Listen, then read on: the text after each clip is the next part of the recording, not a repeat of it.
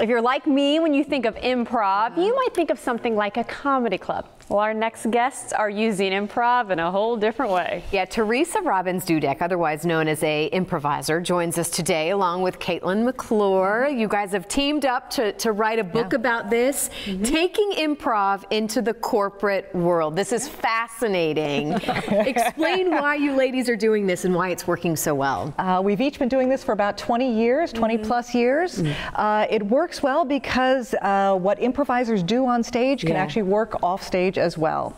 So we have been working on this book for about 4 years, and it is about these are 12 different case studies of people who take these tools and techniques of improvised theater and bring them to hospitals to help oncology nurses be more resilient. Resiliency, yeah. To work with autistic teenagers and their educators to help them practice empathy. With leaders to make them more emotionally intelligent. Yes. And have you guys seen that this is working? You have a theater background. Yes. So did you ever dream when you were young in theater going, wait a minute, corporate can really I'm going to be in the corporate world. Yeah, not only corporate, but everyday life. So yes, I work in academia, but also, you know, in teaching, of course, theater artists how to improvise better, which is really important in today's market. But also I teach leadership students and business students how to present themselves better, how to accept others' offers and build on them. And Fortune 500 companies, governmental agencies, nonprofits are all hiring impro-trained facilitators like us to teach their workforce to do off stage what we do on stage, basically. It's happening here in the Tampa Bay. There are a number of improv theaters and schools here who are doing this work. It's happening all over the country. And it's right now on the Morning Blend, I believe we're ready to for an exercise. Do it. Okay, let's do it. All right. All right. Apparently so. Yeah. It's easier to do an activity than it is to just talk about it. So, and then we'll debrief afterwards. So this is an exercise called Sentences, and before the show, we actually asked your crew for some suggestions. Which, that makes us nervous in itself. Let me just say that. You don't know our crew. So each one of these cards has a sentence, and the prompt was, what are things you hear around the studio? Oh, geez. So your scenario is... Okay, so imagine it's 20 years from now. You two are celebrating an amazing history of the Tampa Bay Morning Blend. And you're sitting around, you're just like having a glass of wine, an imaginary glass of wine, and you're just talking about the amazing things that have happened over the last 20 years. So we'll start with a little conversation. Here's your 2 sentences. Here's your, don't look at them yet. Okay.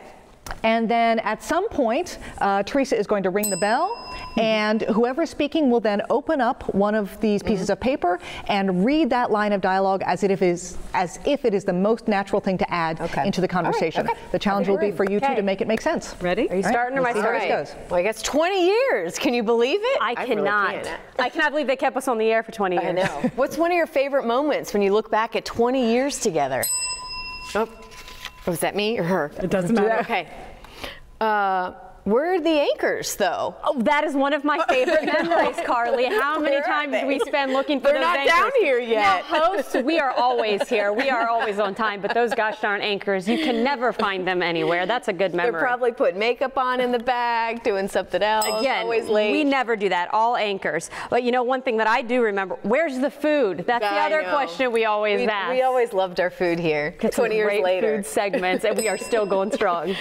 All right, do we have a restaurant on the show today, speaking of food? Hey, again, these are all such good memories because we are talking food, restaurants. All right, how'd we do? I know. Stand by, and of course, the standby is 5, 4, 3, 2. And here we go. That is always some good memories. Yay. So what did that teach us? Okay, so if we were doing this with a client, the objective might be something like helping people think quickly on their feet, which you two are obviously so good at already. Thank you. I don't know if that was a good example of that. It was, well, where did you feel it was or wasn't? What was one of the most challenging parts about this? Making sure the cards were the right direction. Oh, okay, right, I was going to, because it felt a little fake, only, you know, because we tried to be very real, so it just felt a little abnormal that we were trying to fake something. So what did you have to do to be successful?